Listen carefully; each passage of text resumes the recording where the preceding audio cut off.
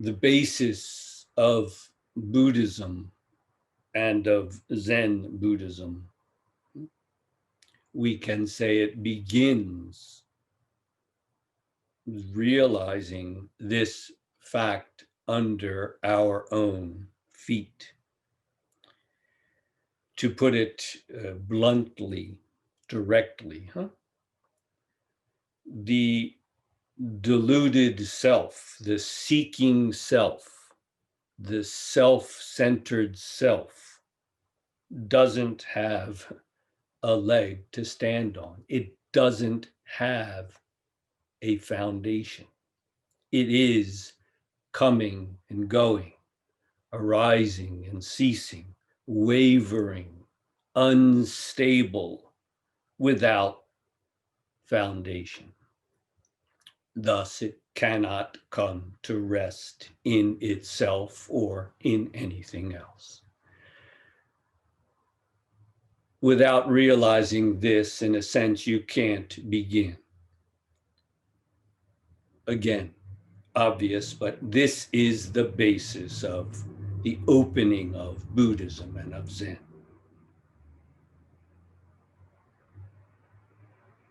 It is also, especially in Zen, the way through. Nothing but this is the way through.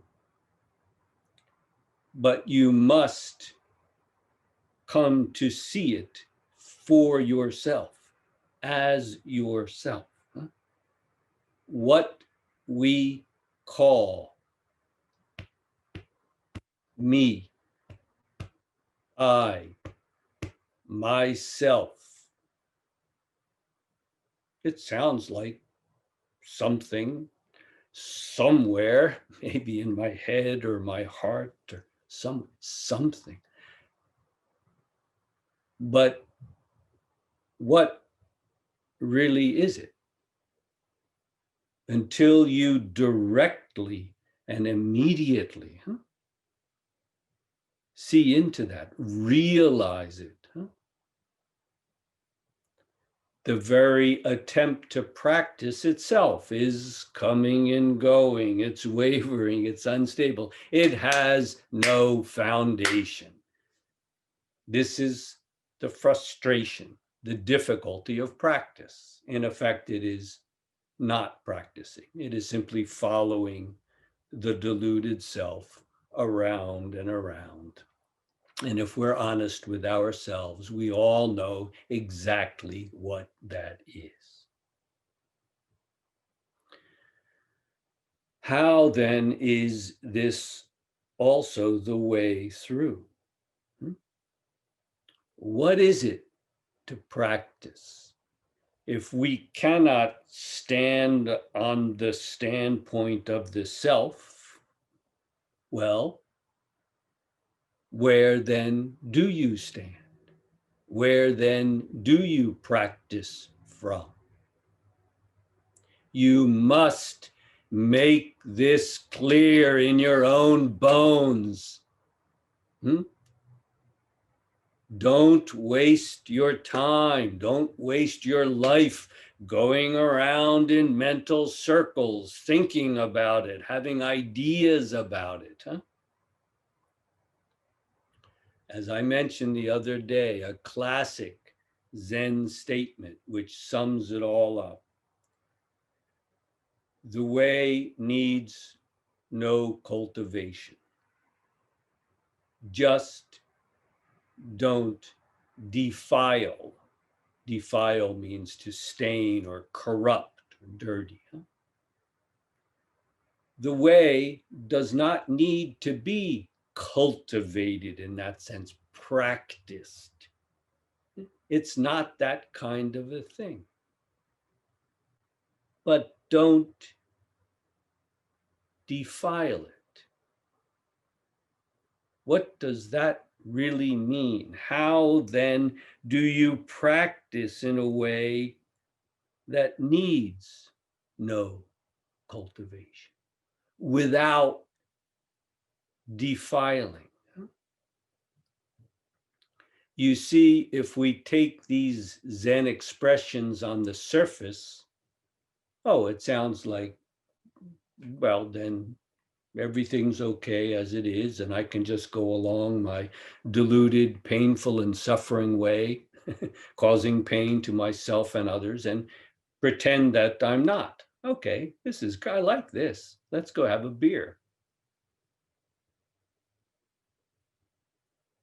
You have to see that these expressions, you have to grab them by the horns and take them seriously as the matter of life and death that they are. Stop running away from them, corrupting them, defiling them. When you really see what it means, the way needs no cultivation. Just don't defile. You know how thoroughgoing the practice must be. Obviously, you cannot help but give all of yourself to this.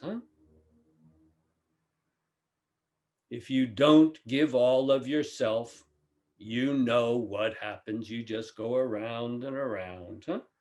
And then you ask how to practice. You have to see what you are doing wrong and correct it.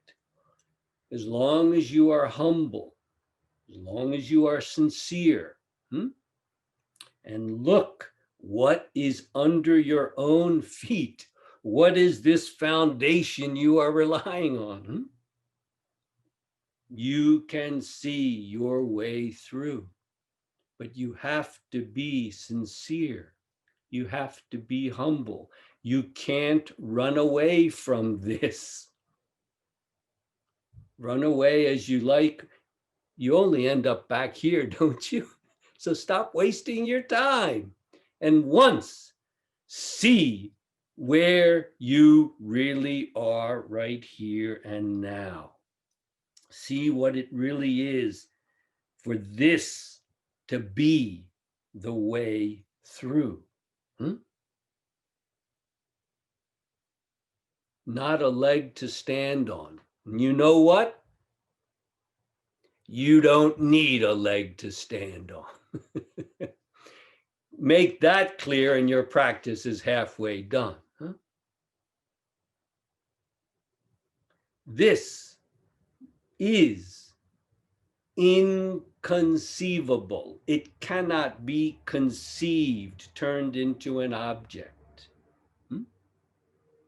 In a wonderful, marvelous way, this is beyond conception. It is inconceivable.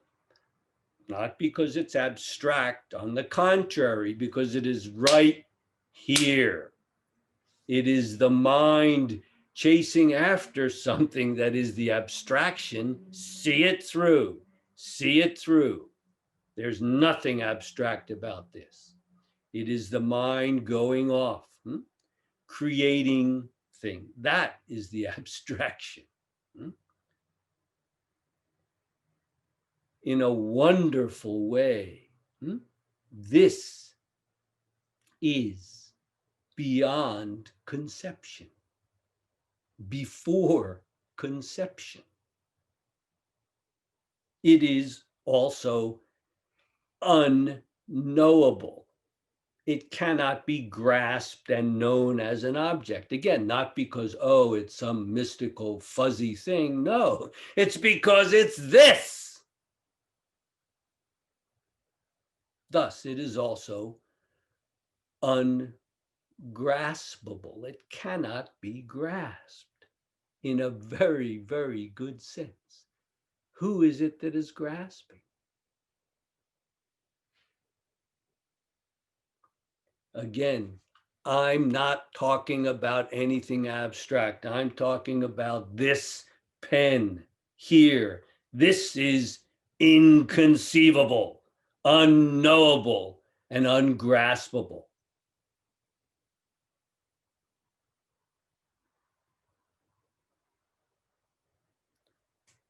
The discursive mind must come to its own end.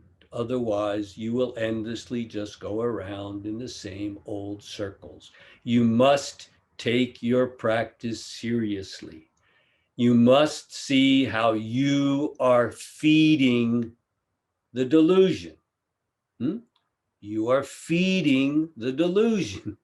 It cannot continue on its own unless you feed it, just as a virus needs a host. The discursive mind must, in a very good sense, shut down. Shut down. And when it has completely shut down, see, realize what is there.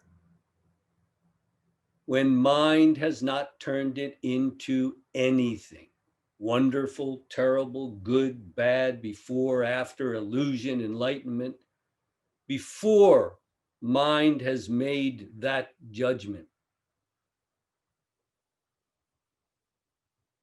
What is this?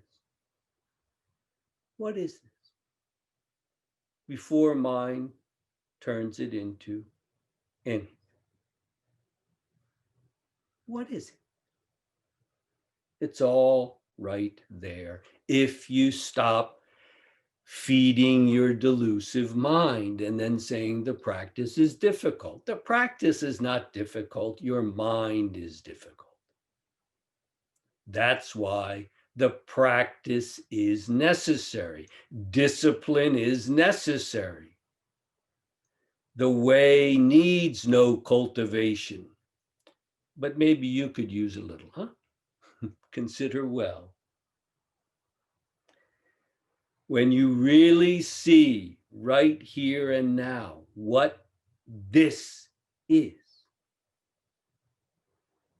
a new practice, in a sense, begins. Here is where the practice can really go seamlessly. It's not the end of practice.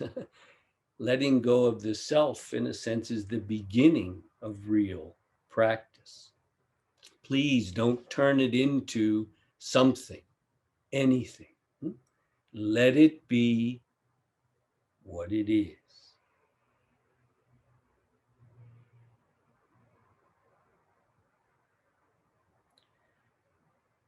The way needs no cultivation. Just don't defile it. Matsu, or in Japanese, Baso, early Chinese Zen master. There's a very famous mondo exchange with a monk who went on to become one of his great successors. It sums up again the whole Zen quest, if we put it that way. A monk who went on to become one of the great masters after Matsu came to Matsu Baso, and he humbly asked about awakening and said, I am seeking awakening. Baso, the master, said, without realizing your own treasure, literally, it's the treasure of your own house, very, very concrete, the heirloom, the precious treasure of your own home. Without realizing your own treasure, you leave home and come here seeking. I don't have a thing. What are you seeking? The monk says, well, what is this treasure of mine, my own treasure? What is this? And again, the master Baso responds, you now asking are your own treasure. It's perfectly complete, nothing lacking. Use it freely. Why seek elsewhere? What do you do with that, What are you going to turn that into, huh?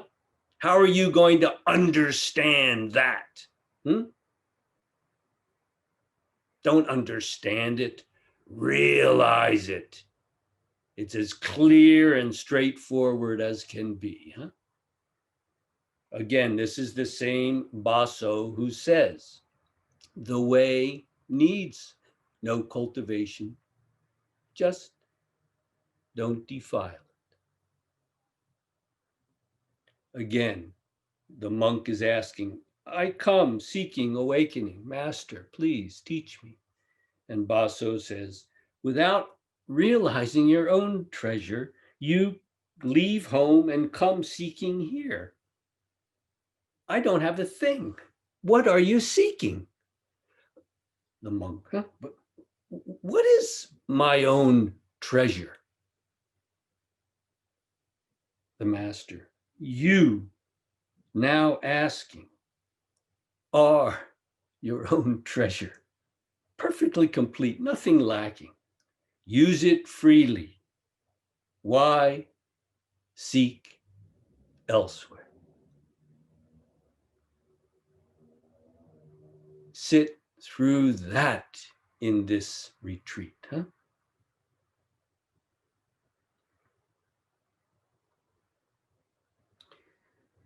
This same early Chinese Zen master, Baso, is also one of the two masters in the next exchange. This exchange really shows what you must go through, everything and nothing. A monk comes and he asks for instruction. He's now asking a partner of Baso. The partner is called Sekito in Japanese. Sekito is more or less the forefather of Soto Zen. Baso is basically the forefather of Rinzai Zen, not that it matters. But these are two very important early Zen masters, and they often sent their monk disciples to each other.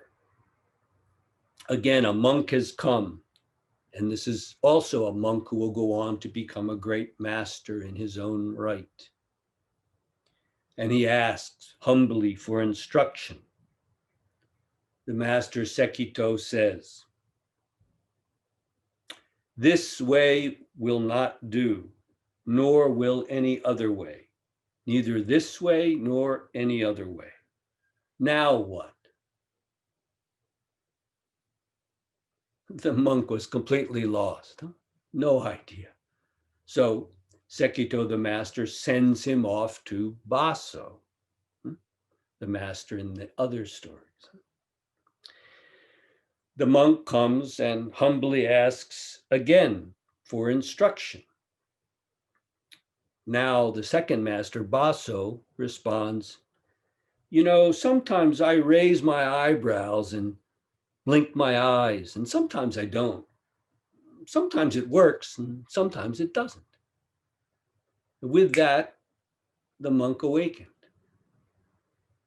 Awakening, he said, when I was with Sekito, the former master, I was like a mosquito trying to bite an iron ox.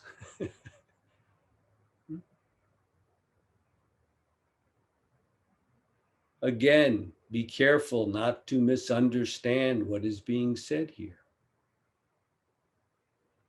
Baso is not the winner and Sekito is not the loser.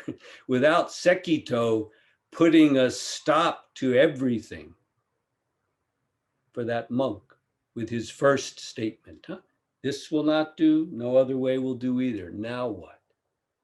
It's very unlikely that without that, he would have been able to realize it with the second master, who, in a sense, said the same thing, but he turned it completely on its head. Instead of taking away everything, he simply gave it back. Yeah, sometimes I blink, sometimes my eyes, sometimes it works, sometimes it doesn't. He's not saying anything different, and yet he's turned it on its head. But you have to see how important both of those statements are and how they are working together. This is something that in the beginning was very spontaneous and very natural, as it should be. Of course, as you all know, eventually this became a kind of a curriculum with a bunch of graded koans and set answers and so on.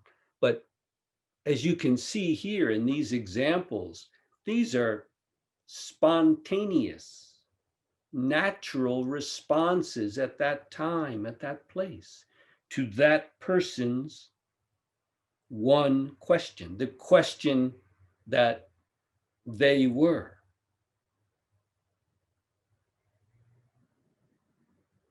What is your question? The question that you are, not someone else's. What is the question that you must get to the bottom of in this life? There is the way through. There is the way through. These are several early examples that I have given. Let's take one more look at what it is when it's become mature a couple of generations later. This is just a couple of juicy excerpts from a sermon given by Yunmen or Ummon in Japanese, quoting from one of Ummon's sermons. Don't you know that the moment Deshan saw a monk enter the monastery gate, he drove him away with his stick? And when Mujiao saw a monk enter the gate, he would say, it's an open and shut case. Literally, it's a Genjo koan, but you're released from 30 blows. They're not even giving the monk or the layperson a place to stand, not a leg to stand on, for a very good reason. Then Yunmen continues by explaining our predecessors, the ones who came before us, our predecessors offered koans, literally entangling vines or koans to aid us, to help us in our practice. And then he gives a couple of examples. The whole world is nothing but you. Get hold of this old monk on the tips of the 100 grasses. Find the Son of Heaven in the busy marketplace. A particle of dust arises and the whole world is contained. On the tip of a single lion's hair, the whole body manifests.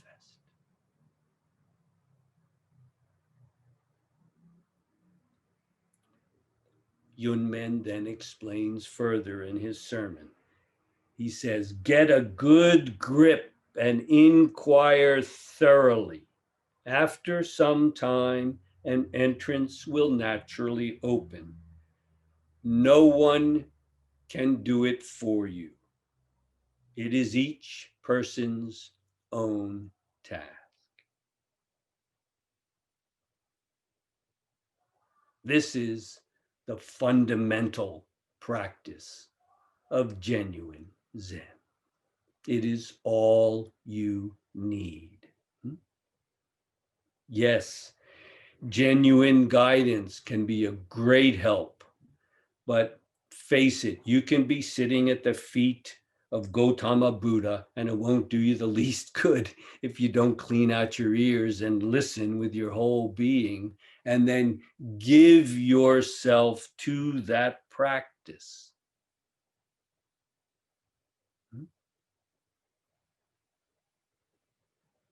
The rest is up to you.